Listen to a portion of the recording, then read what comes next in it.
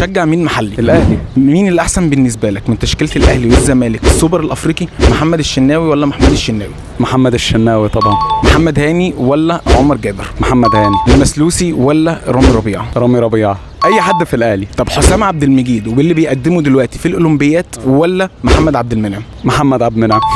كريم فؤاد ولا احمد فتوح؟ احمد فتوح طبعا. اشمعنى يعني؟ جامد جدا. مروان عطيه ولا دونجا؟ مروان عطيه. دونجا ده خلاص يعني اكسباير. اكرم توفيق ولا محمد شحاته؟ اكرم توفيق. عبد الله السعيد ولا محمد مجدي قفشه؟ اي حد غير عبد الله السعيد كده كده قفشه. قفشه بعيبه بحلوه بوحشه قفشه. مصطفى شلبي ولا رضا سليم؟ عمر عايز الاتنين زفت. يا راجل الاتنين زفت يا عم. ماشي اي حد فيهم مش هتفرق، بس الاتنين ما بحبهمش يعني. هتختار مين؟